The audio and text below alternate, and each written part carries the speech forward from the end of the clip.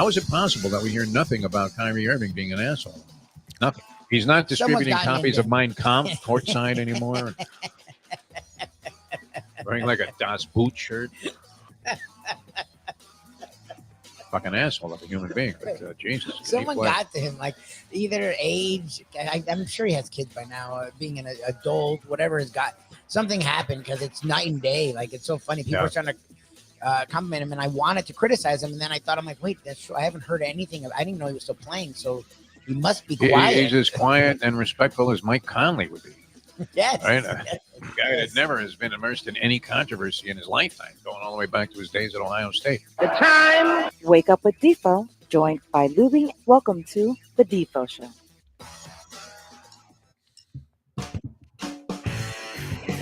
Go back to New York, you assholes. Isn't that what you always wanted to say?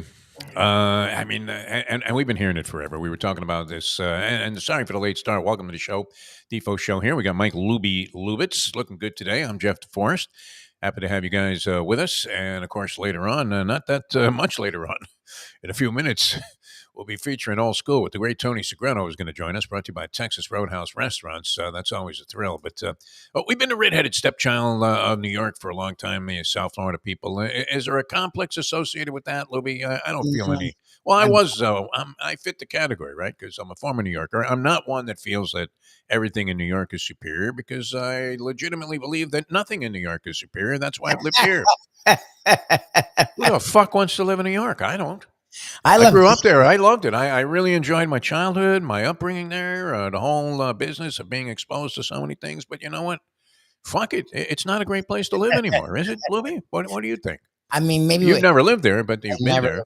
I visited. I love New York to visit. I've always wanted to live there for like a year, but there was never a point in my life that I ever thought I'd live there long term. Look, again, some of the prices down here are catching up to New York, so it makes the cost of living in New York not as getting expensive, getting crowded.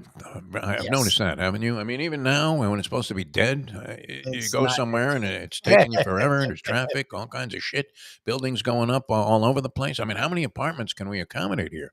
I don't know. In South Florida, but it really has changed. But you were going to say, I mean, no desire? No. I mean, look, New York's really fun. I love New York. It's a blast, but it's not. That was the only thing. I never felt redheaded stepchild. It was always the sixth borough, this and that. I always, as a born and raised South Floridian, both my parents.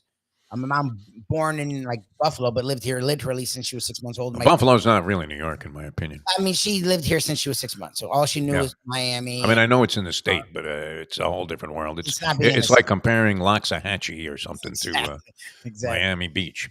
My dad born and raised in Miami. I'm a South Floridian through and through, so I always. That's why it's funny. A lot of people have this.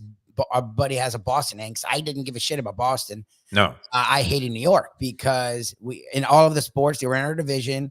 We went at it as rivals. And then also the fans were obnoxious assholes that always talked about how great New York was, but we're fucking here. And I thought that was the funniest thing. I'm like, if you love it so much, that was always the response. Go back. I was like, dude, if it's so great, why are you fucking here? And again, and then in parentheses, you had to have you fucking New York asshole. Yes. It would always say you fucking New insufferable York fucking New York asshole. Always. So it was like, look, I'm not telling you to turn your back on your team, but you're here. It would always, fucking South Florida. You live here. You chose to come here. Like, I was born here. Like, what do you? So that was always, but I feel like it's subsided because the last 20 years, the South Florida teams have done pretty much a lot better in sports. Well, and they've been around longer now. So that was always an argument, though, what we had with fans all the time on these sports talk shows was, well, geez, there's no great tradition here because you have teams that were in their infancy for the most part. But you're talking about 30 plus years with all of these teams now. And is that not enough? I mean, there's a whole generation that grew up with these professional teams in South Florida. And many people with our sons and daughters of displaced New Yorkers, you would think that they would have some loyalty and affiliation to the tradition of the local teams, which has it been that bad? The Heat have a reasonably solid tradition, don't they? They have championships. They've always been contenders. They've been contentious, and competitive. So you would think they have a solid fan base. We do see when the Knicks come to town or whatever, an infiltration of Knicks fans at the arena, but not to the extent that we saw last night with the Panthers, huh? Oh no. Are those guys the only guys? Those former New York lawyers who retired down here? Are they the only ones that can afford tickets for this shit? What is going on with that? And I'm not one. I mean, I always got a kick out of sportscasters who are telling you how to be a sports fan, which I'm just not a believer in that. I don't understand how you could try to dictate to somebody what it is that they should believe when it comes to rooting for a sports team, because that was pretty commonplace, right? Yeah, well, you know what? If you want to root for the Knicks, go back to the.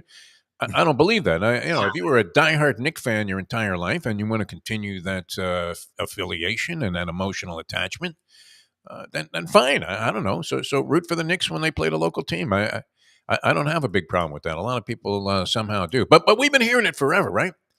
The pizza here sucks. The Chinese food here Yeah, sucks. that's the stuff that bothers me. I don't care what team you root for, but they would always be degrading South Florida as they chose to Yeah. live in South Florida. It's like, how bad can it be here? Like, at least the Cubans that come here aren't like, oh, I hate South Florida. Like, the Cubans come from Cuba and are very happy to be in fucking South Florida. Like, and they're not the same situation. I get it, but I'm just saying, like, if you're choosing to move somewhere, like if I ever moved, I don't know where the fuck I moved, but I would be happy to live in that place, or at least I wouldn't be degrading it all the fucking time because I chose to move there. Like I always thought that was so weird. You don't really hear that so much anymore. Like, it's just, you always heard that. And the Knicks Heat series, those 4 or 5 years, whatever the fuck it was. And that's 30 years ago. It was the late 90s. Yeah. You would always start in the mid 90s. Like, you would always, it would the stuff the New Yorkers would say, I'm like, dude, you're here. Like, Right. what are you talking about? It's not 75 and clear in January with the sun shining brightly and tickling the toes, that you have exposed in the sand on the beach. You're out there. I just always think of the schmutz in New York. That really is what it represents to me. Now, I moved out of the city, or my parents did anyway. I went with them when I was 11 years old, and it was like moving to the country. It really was when I first was on Long Island. I would imagine it's not quite as festive. It must, be to the point now where it's almost as bad as living in the city. Not quite though. I mean, you got all kinds of foliage there and things. You get your share of chlorophyll. Let's put it that way. Yes, there's more places. There are things there that definitely are appealing, but nonetheless, the crowds and the noise and all of this bullshit that goes on there, the feeling of being unsafe all the time, constantly feeling your back pocket, see if your wallet's still there. I could live without all of that, and I don't miss it. But I don't think it should necessarily mandate that you become a South Florida sports fan. Root for you want. I don't give a fuck. No. Just don't be obnoxious about it. But leave us alone about everything else. That's where I'm at. So the crowd, look, The crowd. I mean, it not was seeing majority what of Panther you're fans, but man, those New York fans made their presence known, didn't they? So that's okay. Then I'll agree with you. Yeah, because when I was watching it, I'm like, yeah, they're showing little pockets, but it wasn't like what the Jet games used to. No, where everybody's like in a Al Toon jersey. It wasn't bad like that, but yes, I'll give you. If New York had something positive happen, it was louder than you. Oh my God! Yeah. Oh, really? I mean, it's sort of like in and out of these games. Sometimes you can drift off during a hockey game. Well, I don't know that everybody's riveted to the television. And then there was a basketball game I was trying to follow with Minnesota and Dallas, which Minnesota kept themselves alive in the series. Do you see a miracle happening there, Lubie, at all? Because it's never happened. History of the NBA, which is kind of strange, isn't it? I know we came close to having the situation finally end at our expense last year. It seemed impossible that Boston, after winning 3 straight and lucking out in part of that process, getting some real incredible breaks. It was just the game 6. The game 6 was the one where the Heat stopped it, played great defense. And they watched Derek White make a tip-in literally at 0.6 seconds. Yes. Of all people to force a game 7. Like, the Heat had allowed them to win 2 games. But I was like, all right, fine. They win this game. You win in 6. That's not the end of the world. I'm like, oh, shit. We got fucked. So now you're thinking, all right, then go back to Boston. Of course, the Celtics and Celtic pride and Celtic history were going to just be an overwhelming ominous presence that was going to end up undoing the Miami Heat, and we would have finally ended that whole streak of forever, where nobody's been able to come back from an 0-3 deficit in an NBA playoff series. That's remarkable too. That it's not happened at any time, not just the finals, not just round 1, ever. I don't know how many times the situation has popped up. I would imagine what it has to be Yeah. close to 100 or maybe more. Sure, it's happened lots of times, and it's never happened A once. 3-0 setup, and yeah, it has never been reversed where the team, and that was true in baseball for a long time too. Hockey, you see that happen more often than you do in other sports. But if you were looking at the hockey postseason stats, it's really remarkable, Luby. The lopsided majority of wins by the road teams in these Stanley Cup playoff games. Yeah, it's fucking weird that like you want home ice, you like home ice, and then you forget about home ice. Like the minute the It's a playoffs. detriment at this point. I think the winning percentage is highly in favor. It's like 60% of the road teams have won so far in this season's Stanley Cup playoffs, which is pretty remarkable when you think about it. So certainly, I mean, you had the pivotal game 4 last night, in my opinion. Because and I don't know that I would have discounted the Panthers, even if they had gone down 3-1. They have that kind of resiliency that we always look for, I that would, we were talking about with FAU last year, not this past season, but the year before. They had that late game resiliency where they would somehow always find a way to bounce back or rally at the end of games. The Panthers have that kind of composition, don't they? That they really can't be discounted for the last couple of years. This Bill Zito's done a hell of a job putting this team together. And the Rangers, the President's Trophy winners, are carrying that curse heavier. Is that heavier than the curse of Rachel Nichols? So what do you think? What if Rachel did hockey? oh my god. Can you imagine? I Panther stay away from her because they already fucked it. She'd be wearing a Panther uniform and have a couple of red pom-poms in her. Like the shots are literally 80 something. And again, like in a boxing a fight, sometimes the guy can throw 40 punches, but it's like Good Paul reference, Libby. Williams, Very good. like Paul Williams. Paul Williams would throw a shitload of punches, but it was like slap fighting. Like the punches didn't do shit. The other guy threw 5 punches, but nailed Paul Williams in the fucking mouth, and Williams would get knocked out. Like Sure. you can throw a shitload of punches, and it does. Again, in hockey, a lot of times they'll throw shit at the net that they know is no shot. Fine. But it's literally like 80 something to 40. Like the Panthers are literally doubling their shots in this series. And it's knotted up 2-2, and it's gone to 3 straight overtimes. And they could have lost last night.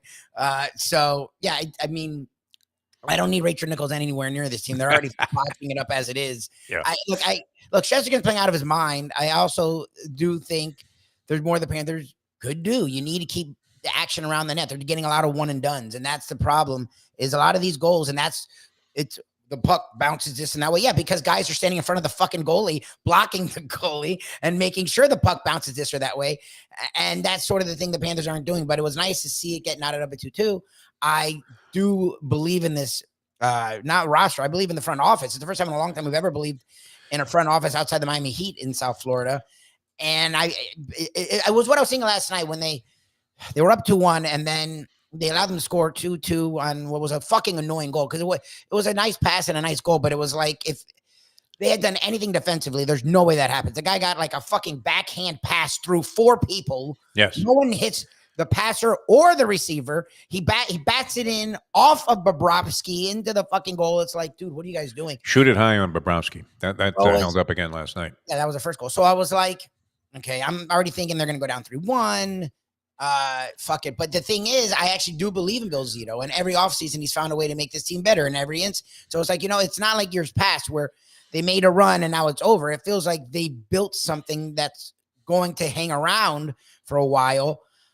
And you see that actually on the ice, because you just said it. Like at down 3-1, I would have lost it, but this team doesn't. Like they hang in these games. Oh yeah, you would give them a chance in any game that they're playing, whether it's home or away, against even the best of teams, which is something that I don't know that we could have considered in many years past. But these last 2 seasons, regular season last year was a real clusterfuck. But nonetheless, once they got to the postseason, they started playing brilliantly. And they sort of sustained that throughout most of the year. They really only had one brief slump during the whole regular season. Came about, a month before the end of the regular season. They had like a 2-week span there where they weren't very good. Yep. And then they sort of shrugged that off, bounced back, and seemed to be on their game going into the postseason. And so far, they've been just that. They've been on their game. Maybe a little bit of bad luck. I mean, you had several shots, both sides, clank off posts. Yes. The one that hit the post went down and Straight down, yeah. bounced away. It was like, holy shit. It was a big spot in that game, for sure. Yeah, it's been amazing, though. You would have to say, as abstract a game as hockey is, once you get into it in the postseason, and if that's the only time you pay attention to the NHL, you're more than getting your money's worth. No, I mean, just It's stressful. incredible action all the way around. Both series have been like this, including Edmonton and Dallas, which they crank it up tonight. I said yesterday, that I thought both series would be 2-2 by the end of Game 4, and that remains a distinct possibility. But we did get that one home last night, so that was good. Real great action all the way through.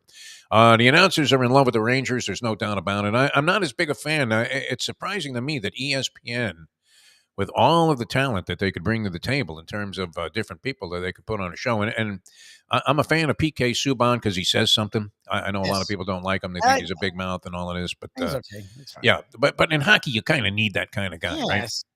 That guy Biz that's on TNT.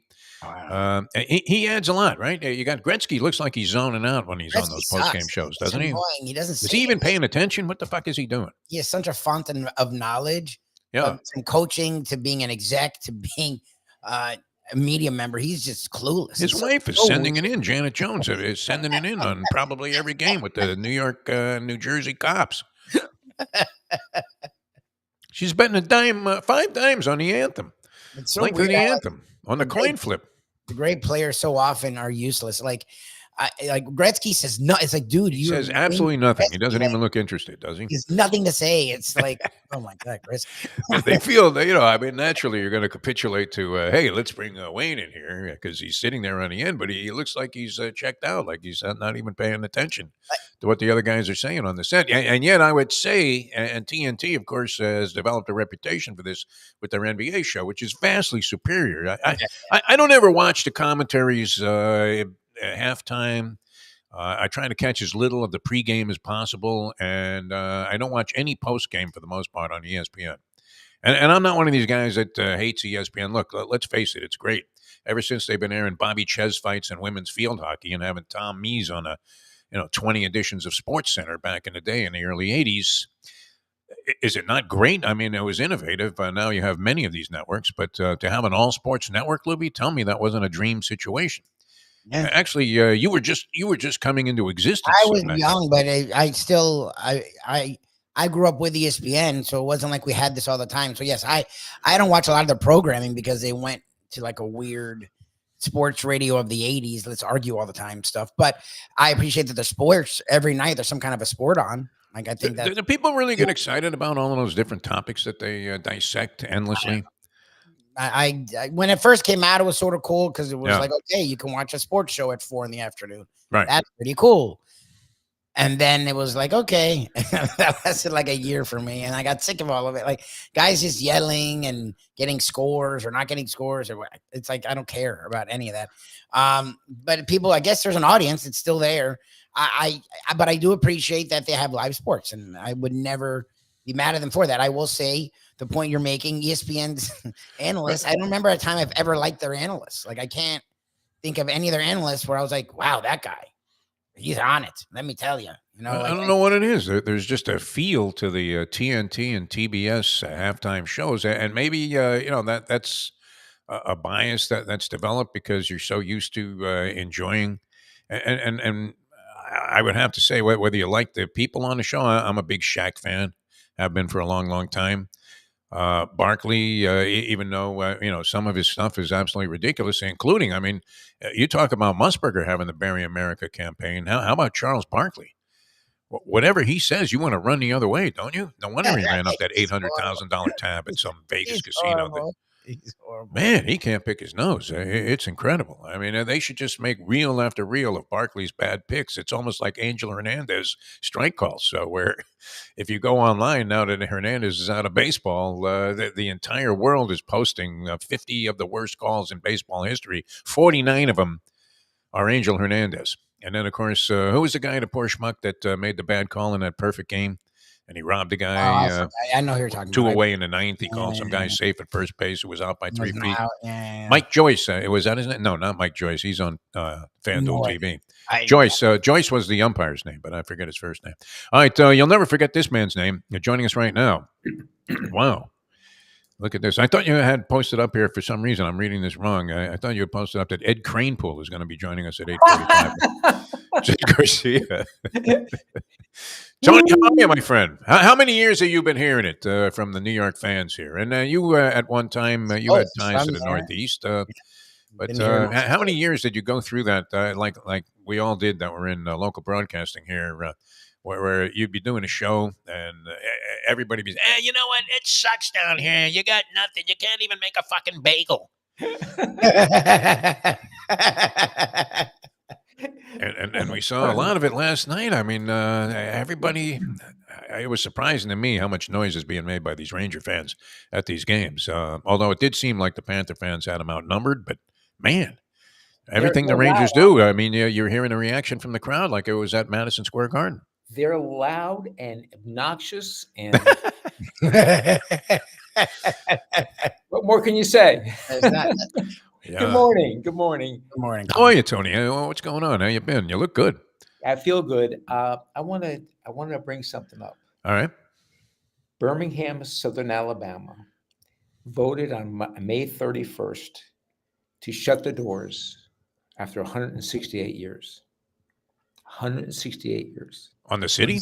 What is this? I don't get it. Is it a Wait a school? minute. Wait. Okay.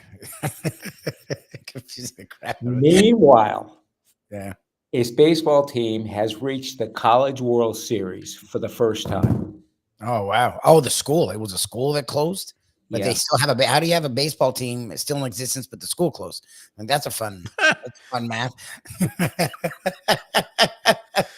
So who actually closed the University of Alabama after Nick Saban? They just shut down the school? Birmingham Southern has closed the school, Okay. and the baseball team is in the College World Series for the first time. They're in the College World Series, the actual NCAA Division I College World Yes, Series? Division III. Oh, Division III. Oh, Okay. Division III. There is a division. Okay, I'm like, Birmingham Yeah. Southern. What the hell's I was Birmingham? thinking, geez, I didn't see them They anywhere. have started- I just saw it this morning. They have started. It piqued my interest. They have started a GoFundMe page. Oh wow. Okay. And they are Yeah. just To pay for their trip to the Division III World Series or to resurrect the program? no to go to the Division World III World Oh, they have Series. no one to pay Oh, all for right. this. Very good, man. Yeah. They shut down the Syracuse program while I was there as a Syracuse player. Wow. Well, it was ridiculous, though. I mean, the conditions there were not favorable. I remember when the first time I came to the University of Miami and saw what we were referring to as Dark Light Stadium at the time because the lighting wasn't all that great. But I looked at this. I said, "Holy shit! Now this is the way to run a college baseball program." Yeah. As at the Q set, they had we actually played on a field that had no outfield fence. You could get like a little league home run. It was great. My little league had a fence. Yeah, Did I tell you? ball would just roll to the fucking Manly field house. I mean, Did I tell you that my daughter Fence in college. yeah, college baseball. my Big time daughter college had a baseball. scholarship to Syracuse, Oh yeah, and we went there to visit, and we went to look at the baseball field in particular. Oh the god. field was a piece of shit. It really was. Yeah, it was like a piece of shit. I mean, it was worse than like if you were playing, at your elementary school. When I first started, actually seeing Not like ball the Florida fields. State field, not like the Miami No, field. I mean, Oh no, not even close. I can't even imagine. How do you play baseball up there? Like, the weather sucks. A lot of Tony Kubek type of stuff happened where, a ball would take a weird bounce and hit you in the Adam's apple as you Yeah. were coming in trying to field it. Plus, it was freezing. I mean, literally, you're talking about, You go out there with 9 billion layers of clothes. With the Michigan man. I mean, you're pretty much relegated to just wearing a baseball uniform and maybe like some thermal underwear shirt or whatever. Yeah, I mean, if you got hit by a pitch, that was my thing, Tony. That's kind of how I made my claim to fame there and stayed on the roster. I would hit the first guy. no matter what, with the very first pitch I threw. And then everybody would back off about 4 feet off the plate. And it was like I had Angel Hernandez calling balls and strikes at that point. Because nobody wanted to get plunked, man, in that weather. That was unbelievable. I mean, it was like really like getting hit with a rock. You have to start warming up the day before. Exactly. Yeah, I mean, no, it was largely impossible to play ball there, and they disbanded the program right after my sophomore year. That was it. And so it was good. I got the scholarship money just for giving out T-shirts at the gym for 2 years, which was a lot better than playing baseball in that ridiculous set of conditions that they had. Well, All right. Now, were you involved at all in this hockey game? I don't mean from a betting standpoint, but a very interesting series between the Rangers and the Panthers. One of the best series that we've had in any postseason in any sport here. Yeah, it is. It is by far. I think it is the best. I mean, they've had 3 overtime games in a row. Yeah, 3 overtime games out of the games. I mean, first one was kind of a clunker as the Panthers dominated in Madison Square Garden, but last 3 games, you couldn't ask for much more. Goaltending's been sensational. I don't know. Would you say? Can we get Lubie to admit? Has Bobrovsky? He hasn't been sensational, has he? But he's been very, very good. He's been really good. I'm just annoyed. Yeah. What's going on with that, Lubie? Well, no, but Lubie hates Bobrovsky. When I bitch about Bobrovsky, it's not really him. I don't know if he's going to be Shesterkin and he's going to dominate, but he's played really well. Look, even the games they've lost, it's not really on him. Like, you're going to give up a goal here and there. You're playing a really good team in the Rangers. It's more they can't get the puck in the net. It's just he's my go-to person I bitch. There's no one else to blame, so you may as well blame him. Yes, it's just my crutch is because he gives up. The goals he gives up a lot of the time are the stupidest goals, like where there's no one in front of him. He's right there, and then the puck sails by, and he doesn't even look for it. It's like, dude, like, what are you doing? Like that one that hit the post. He literally was looking for it, like after he thought it was in the stands. This guy, like, that annoys me about it. But he's been good. He's been good enough to keep him alive in this thing. That's for sure. Not Ken Dryden. No, I don't know if it's Ken Dryden. No, Ken Dryden. He's not Ken Dryden. No, not exactly. I mean, great goal. Although the commentators on ESPN, we were talking about that. I don't know. I would imagine you probably feel the same way because it seems like it would be universal, and you certainly would have a strong and a well-meaning opinion of anybody in an announcing game. I haven't been in the business for so long, but the TNT halftime, pregame, and postgame shows, both in hockey and basketball, I mean, to me, just blow away. Oh, they're the stuff that you're hearing on ESPN, where I'm surprised they don't have Stephen A. Smith on hockey also. Like telling Messier, what are you talking about for, chicken? Mark? They must have done a focus group survey on all their talent, and Stephen A. Smith must have raised the bar because he is everywhere. Oh, yeah, everything. I mean, he was talking about the hush money trial on CNN last night. What do you think, Stephen A? Hung jury? Is that what we're looking at? Well, in my legal opinion. I don't know. Everybody's down on De Niro, Tony. What did you think about that? That was kind of wild. Oh, my God. You see this shit? Jesus, he's followed by... It's out of control.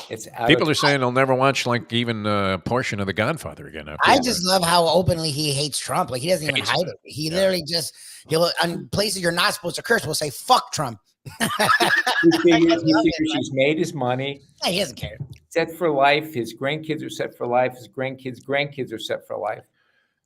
He said, "Screw I love it." Well, he's a true blue New Yorker, and Trump sucked in New York. Like, he's conned every part of New York. So, like, that's the funny thing is the place he's from is the place that hates him the most for the most part. Like, he is going to be more well known for hating Trump than for anything else he's done. Probably.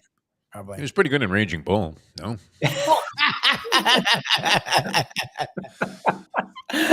Oh my God! Good friend of mine. And I was covering a lot of boxing when Raging Bull came out, so I was always at the Main Street gym there in L.A. Following a couple of friends of mine. One of whom called me just the other day, which was great. It was the 40-year anniversary. I don't know if you remember this, Tony. But when they first opened up South Beach, and I forget the name of the group that was behind the development of it. It was Royal something or some group out of New Jersey was financing this shit. And they decided to kind of initiate things by having a boxing match on the beach. So they actually set up a ring on the beach off Collins Avenue, and they had a couple of world title fights there. One of which involved a friend of mine who I was very close with when I was living in L.A. and I just moved here like a year or so before. A guy named Albert Davila, who I've mentioned many, many times, was a former bantamweight champion of the world. Has one of the great sports stories I've ever followed. I mean, really. Just incredible the swings of emotion that this guy went through as a boxer and ascending to a world championship. And he was in the main event in that battle on the beach. And he called me to say, "Hey, it was 40 years ago. Do you remember this?" 40 years. Yeah, but it started pouring in the middle of this guy's title fight. He was he was defending his WBC bantamweight championship against a guy named Enrique Sanchez, who had a chin like Don Shula. So you thought, well, he should beat this guy pretty easily. And my buddy Albert was getting smoked in this fight. I mean, he was losing every round, and it looked like he was going to get knocked out. And then it started pouring in the middle of the fight. So everybody ran for cover. I mean, this was one of those sudden, out of nowhere storms that you didn't and you couldn't possibly have anticipated. And all of a sudden, it's like really like raining rats, like you're at the Panther Arena. So everybody clears out. They go to the hotels across the street, and then we come back. And my buddy and I were taking video of this, and they're still fighting. We're like, because what do you do? I mean, you can't stop it. The ring is like just absolutely awash with water all over the place. The puddle inside, yeah. And as we came back out, my buddy Albert ended up knocking this guy out. He said that when he felt the rain coming, he turned the guy into the direction that the rain was slanting in at. Oh, so the rain's coming into his eyes, and then he said his gloves got so soaked that they both weighed 40 pounds, and it was like he hit the guy with a bowling ball. Yeah. But 40 years ago, that was happening here. I mean, and we've been following this. I mean, do we end up with a Stanley Cup? Tony Segreto, what do you think? I mean, is it too soon to start craving the idea and embracing the idea that the Stanley Cup will stand here in South Florida and be passed around at various Texas Roadhouse locations for people to sip margaritas out of? That's right. I think we're going to win the Stanley Cup. No, I hope. What do you think, Ed Garcia? Are you on a bandwagon now? Are you? I'm surprised you don't have like one of those pucks that you wear on your head here today. You know that's a great idea. Maybe I need to switch the background and make one of the flags there at the Texas Roadhouse a Panther flag. But yeah, 100%. You know, I'm cheering for the home team right now, and hey, super stoked to see them pull it off in OT last night. A little bummed about the game the other day, but hey, it's 2-2. I think the lane's wide open. They're looking pretty solid. You know, the checks are they're hitting hard, and the puck's going in the net. So let's go Panthers. It's all tied up. It's all tied up at 2-2. So we'll That's see. right. Yep, they just got to come in for some Texas Roadhouse, and that's going to give them that edge, that extra protein. Owning the ribeye, they got to have it. Yeah. Oh my gosh, you can't go wrong with that ribeye. Hand cut. Oh my gosh, good to go. Perfect mid rare. Count me in. Yeah. And what's the latest with Michigan? You know what? I'm rebooking my flights, but getting ready to open up with Texas. I'll tell you, the recruiting game, you know, and the transfer portal and all that stuff's just, I mean, it's just changing college football so much right now. And but very, very interesting. You know, I feel very good about the season. A lot of pre-rankings are coming out right now. That team down under, the Scarlet and Gray, was on a few of them ranked number one.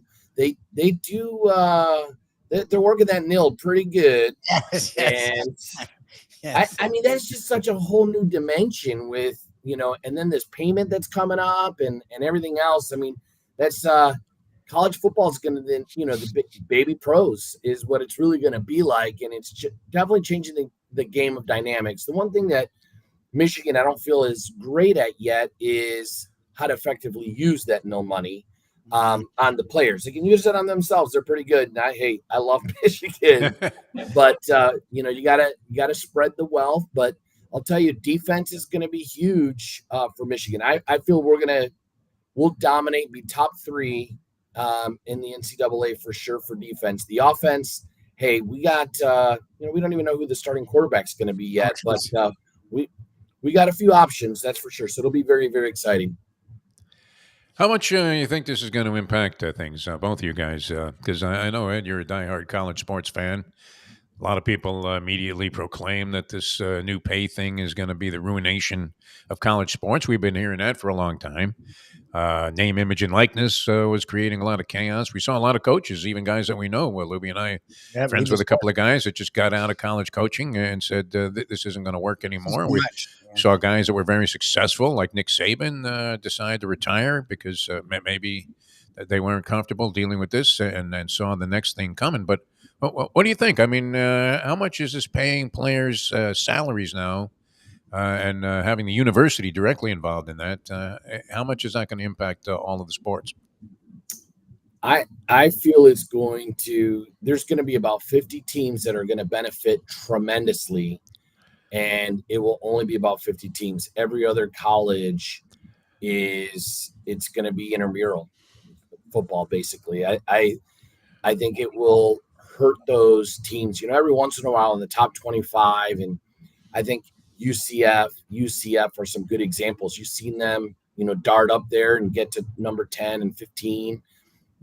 Maybe they'll be able to spend some money and recruit some players, but really you're just going to see a Cinderella team from time and time again. I think it's, the schools right now that have great recognition, Ohio State, Florida State, Alabama, all those people are already getting a ton of money and a lot of TV recognition. So having extra nil money is going to be easy for them, in my opinion. And so you're going to be able to recruit better talent. I mean, it's a full-fledged recruiting game. Not only are you recruiting education, but hey, you can put a fat paycheck behind it.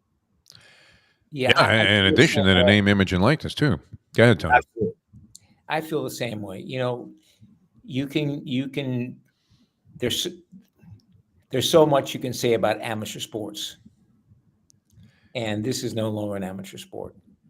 Whoa, wait a minute. Play some kind of celebratory music here. We've had an epiphany. Tony, Ed, for years we used to have these arguments. They would even get heated where Tony was trying to preach the pure essence of getting a scholarship and an education. We were like, Tony, what are you, fucking crazy? Nobody graduates anymore. Although the thing is to stay in school for like 11 years. So if you are a professional college player, does that eliminate the need to remain eligible? I mean, are those standards going to change? I was just reading something I was actually shocked by where two guys from St. John's basketball weren't given the 5th year of eligibility, even though their season had been canceled while they were in the Ivy League, that they had transferred from the Ivy League. Patino brought a bunch of these guys in to St. John's last year, and that these were starters, and he wanted to bring them back, and they wanted to come back, but they were denied the extra year of eligibility when you're thinking, wait a minute, you got a guy at the University of Miami that's been in college for 11 years, longer than Blutarski. Is it just arbitrary? I mean, how do they do this? And will those conditions and the criteria change, you think? Arbitrary. Better law program at University of Miami. Exactly. They're getting their JD. 9 years, I think the guys, I exaggerated to make a point, but I didn't have to. It was 9 years. This guy's been in school. 9 years. Yeah. That's like my brother.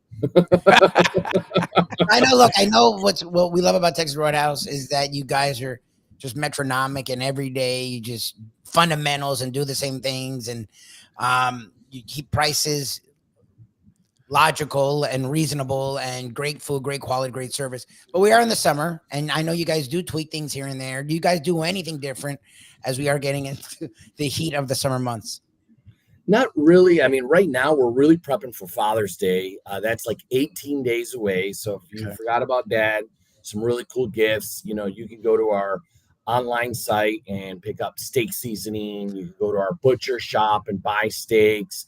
Some of the Texas Roadhouses actually have giveaways. We're giving away Father's Day grills, not some of the inexpensive ones. I mean, some nice, very heavy duty grills, with, it's whatever the standard entry and all that fun and exciting stuff. But, we're just ready to block and tackle and stick to the basics, the fundamentals of just hand-cut steaks, legendary margaritas, and very ice-cold beer. So How much do you guys pay attention to what else is? Because a lot of the time, I know, especially in the restaurant biz, you'll see people mimicking other people or following what other people do. I feel like you guys don't do that, but I know you do your R&D and all that. Like how aware the other restaurants out there are you, good and bad? I'll tell you what's been in the headlines a lot is a lot of the closures.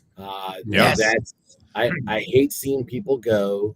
Some people in this industry might look at it as a win, but those are people that thought they were going to work one day and all of a sudden they're not, and the severance packages typically aren't very, very good. But that's really as far as headlines. Now, the only advantage for me on that aspect is potential really good real estate. But other than that, I think we stay focused on ourselves. We just want to be a little bit better than the day before, in serving the best product, the safest product, and taking care of our guests. We're looking for that really awesome hospitality and taking casual dining to the next level because we just want to be America's favorite. I would imagine that the cold beers this on a day like today have to be low. I'm drooling. Did you see this too? That De Niro even mentioned Texas Roadhouse yesterday when he was touting the virtues of Bidenomics. And he said, "How do these guys do it? Half the economy's so bad." Hey, is it true that you have short lines? Yes, we have. We run a system. It's really, really, really cool. And you've seen a lot of places, but it's more of a science to take beer and serve it in a frozen mug without turning it into all foam. So, ideally our beers are between 28 to 32, which is like crazy because, people think, hey, why is it not frozen? And, because of the alcohol, the yummy stuff, that makes you smile. That lets you bring it down a little bit. So you will get some ice crystals up on the top. I mean, and just that ice cold beer. So it's nice and ice cold all the way to the last drop, unless you're nursing it. But that's okay every once in a while. We'll forgive you. Would you be happy if you had to pay $75 to park at a hockey game, Ed Garcia? Absolutely. That's what they're charging for these playoff games. $75 to park.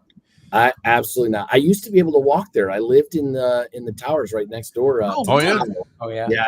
And so it was really great to be able to walk over and watch the games. They were definitely much cheaper back then when I lived there. Yes. But yes, I'm looking forward. You might be getting some pictures from me at a playoff game. So nice. Yeah. But very, very excited. So I'm hoping that they continue to move forward so I can hold my friend accountable to the tickets he promised me. I tried to pull a move. At least I was thinking about it because they have that Lexus lot where if you're driving a Lexus, you park for free. So even though I don't have a Lexus anymore, I saved the hood ornament and the logo, and I popped it on my Volkswagen Tiguan. I tried to get in there. Immediately, That's they called awesome. security. Yeah. Only you. What's up? Only you, Jeff. 75 to park, Tony? Did you ever That's think you'd see the great. day? I know that there probably have been. Do they charge 100 at Michigan for like the Ohio State game? What's the deal on that?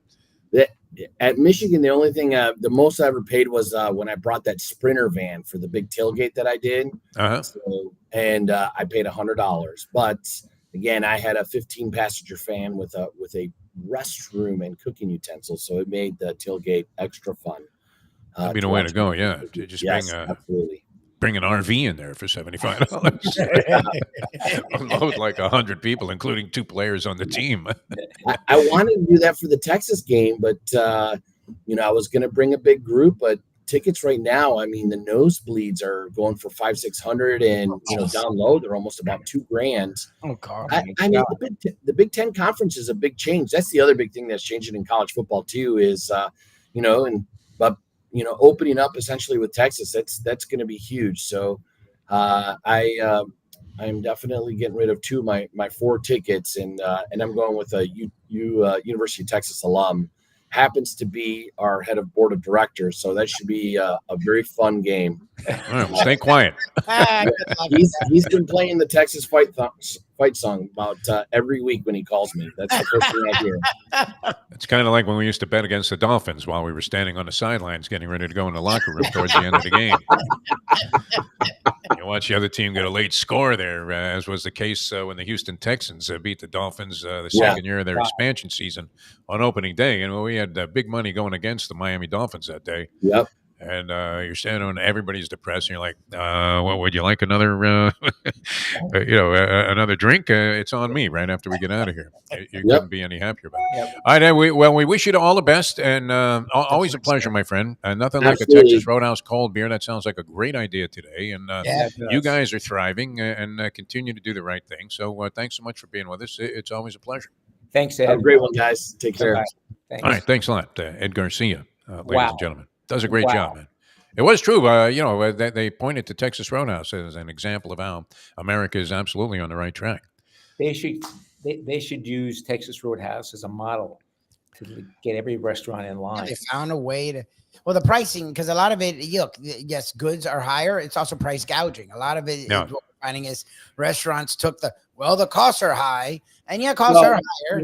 They're also gouging in respect a lot, especially the grocery stores. The grocery stores are pricing things a lot higher than they're getting them, and that's not how it's supposed to work. Well, when you buy property in Las Olas, or That again, 100%. got to pay that rent, and so you got to raise the prices. And these people aren't going into work for 10 cents a dollar. No, they got to make an hour. So 100%.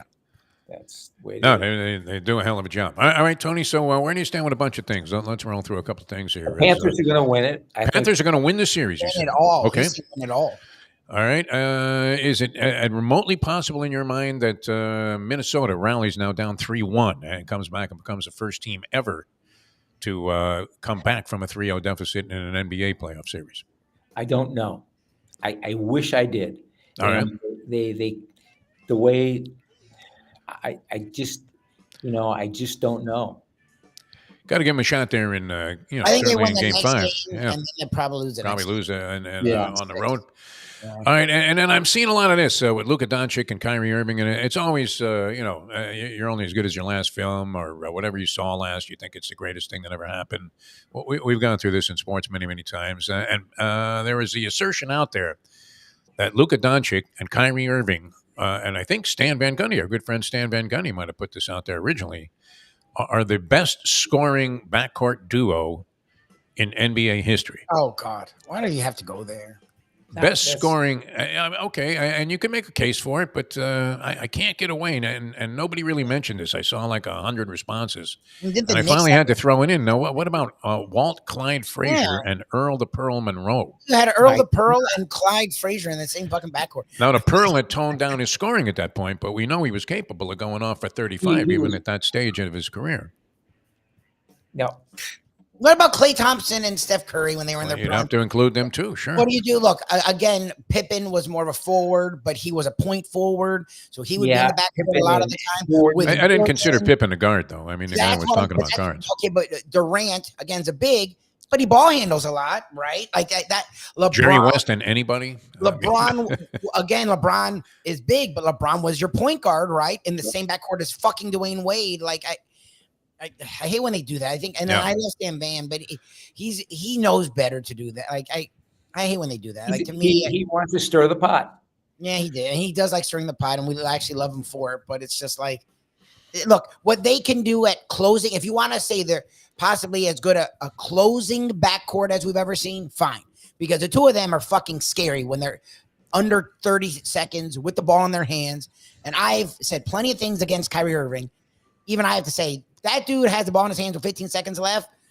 I would be praying and rosaries and putting out fucking, looking at the mezuzah, like when he has the ball in his hands under 30 seconds, it's scary as hell. And Luka can break 5 shots in a row. He has the ball falling down, a guy in his face, flinging it, and it goes right in every time. Right, so and he's fouled. That's what you want to say, closing out a game. I may even give you that. But this best scoring dude, there's been so many great freaking backcourts. Like, You're ignoring a lot to me when you do that. Bob Cousy. I mean, well, Havlicek probably would have been. He just was their fucking bench guy. Like, the Lakers, you had Worthy may have been a 3, but he could have been a 2. Worthy with Magic. I get it. Magic wasn't a great scorer, but he had his moments. You know, like me, he could score. Look, he had like 50 in that game. He played center. To me, like you're picking and like it's like they're really good and they're hot right now and good for them. But it's like, come on. Well, it's your memory too, and it's what being exposed to the public. You know, the every game is being televised. You know, back in the day, forgive me for saying that, but back 30 years ago, you didn't have every game televised. You had to listen to it on the radio or had to go to the game. So you gotta put it in perspective as to where they are in their career. Yep. If you put these two guys back 30, 40 years ago, will they score? I don't know. Andy's like, what about Dragic and Winslow? Yeah. What about Ernie D and Randy Smith? Yeah. All right. On and on. What do you got going, Tony? Where are you at? When are you going to Vermont? What's happening? What's the story? I'm here for 3 more weeks. And that's it. Okay. Yeah, but I'll see you on Friday. Nice. I bet you're anxious to get the fuck out of here. I mean, it's blazing hot outside. It is so blazing hot. I can't even believe it. It is out of control. It's I'm looking out now. I have the water right outside, and it looks beautiful. But the grass is brown. They cut hay yesterday.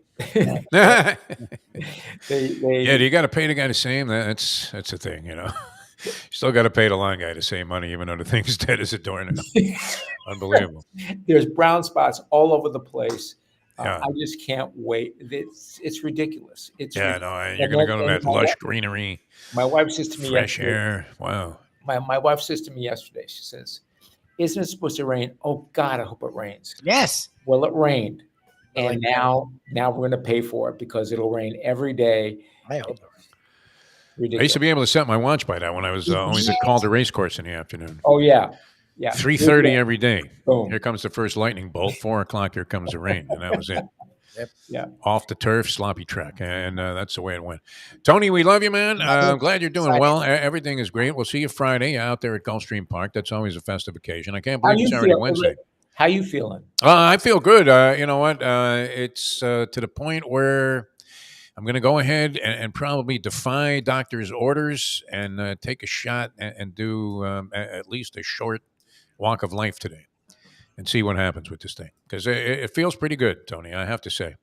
I don't know. I don't know if walking is going to be detrimental to it. I'm thinking I'm at the stage now where I would really have to take a bad step and stretch the thing to undo whatever healing it's done. So, but it's been too long. I can't stand it anymore. And, this business of just laying around and doing nothing doesn't suit me at all. It really doesn't. So I'm feeling good, though. I mean, outside of that, I'm feeling – other than that, Mrs. Lincoln, how was the play? That's the way I'm looking at it. So if I'm on crutches tomorrow, then you know that I tempted fate and moved a little bit too soon.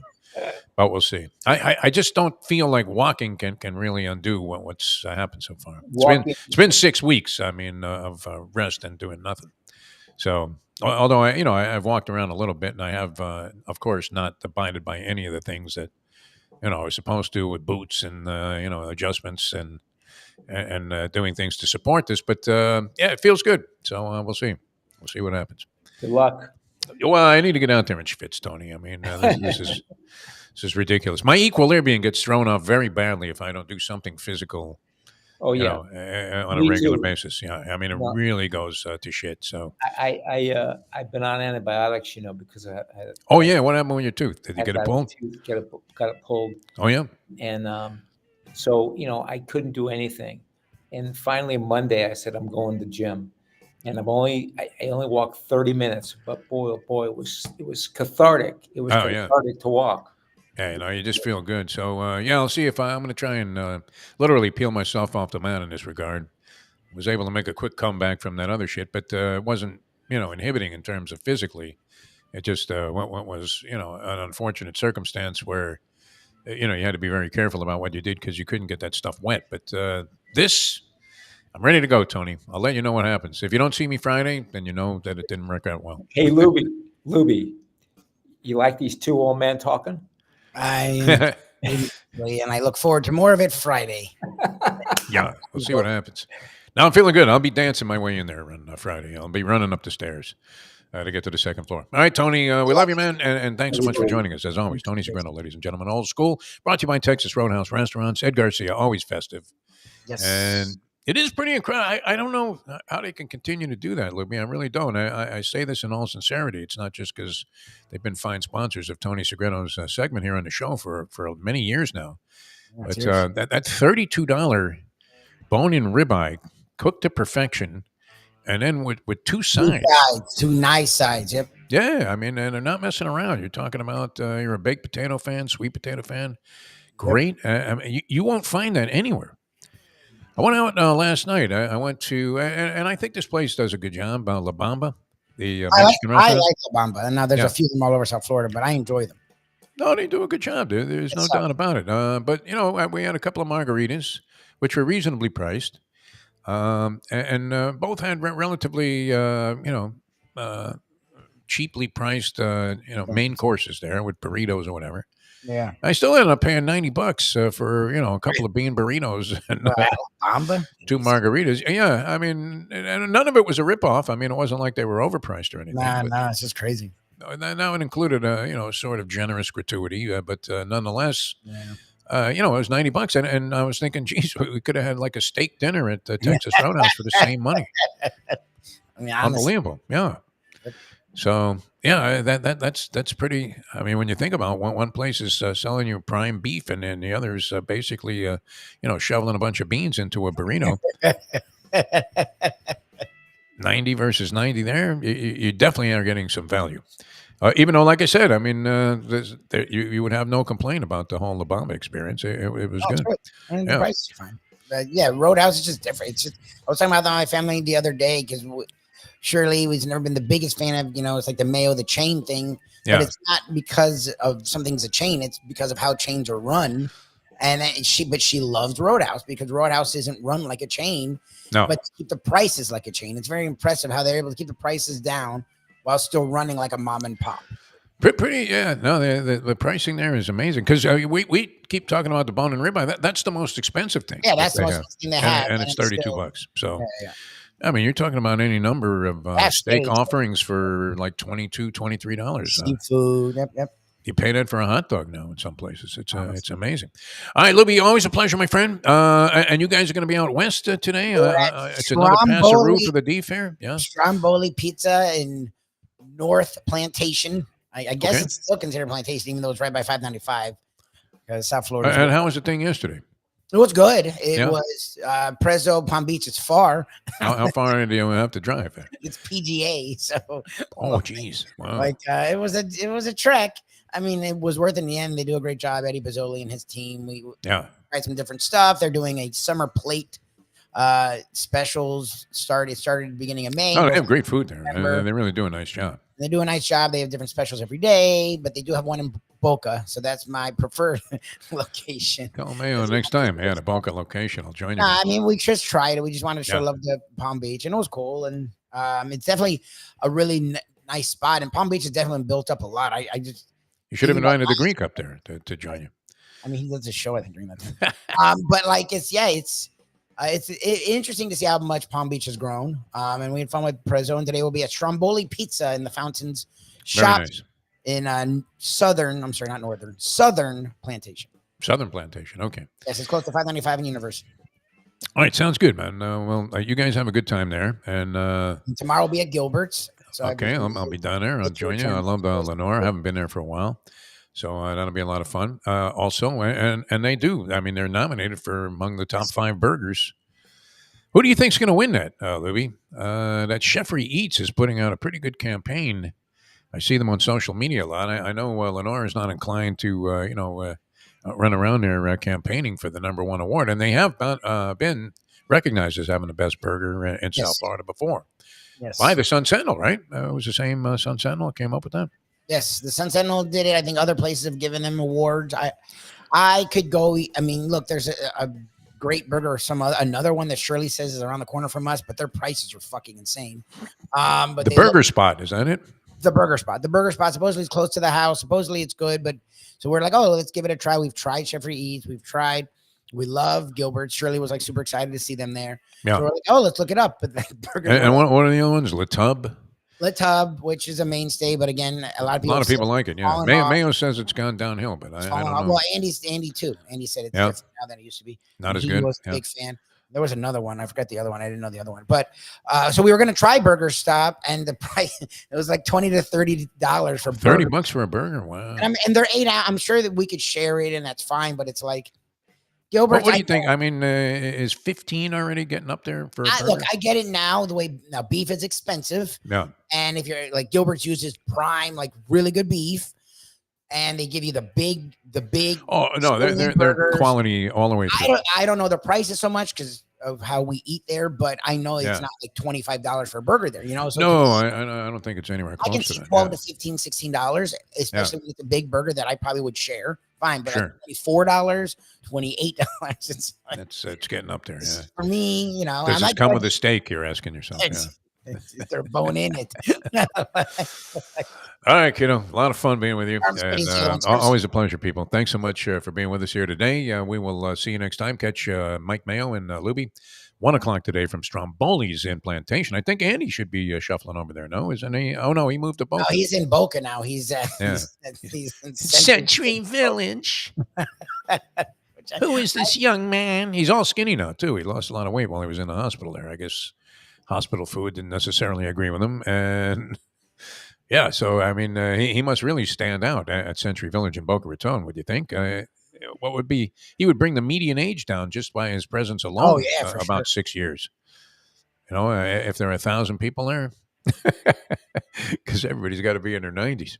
All right, we have to run. Thanks so much for being with us. Always a pleasure, my friends. We'll see you guys tomorrow. Another edition of the Defo Show right here on South Florida Live, and of course, occasionally, 5 Reasons Sports Today, Network. we talked a lot of Panthers, so we'll probably find a way to get us onto South Florida. Oh, good, yeah. Onto 5 Reasons, as we did talk Panthers talk. Thank you, Cats, for surviving last That was good. That was deserved. If the Rangers had lost that, it really, that would be one of the stranger, kind of like that Pacers Celtics series where the Pacers could easily, all right, let's say they don't get all of the games where they were leading. They in the dominated 3 of the last fucking few games. minutes, but they should have at least been 2-2 in that one.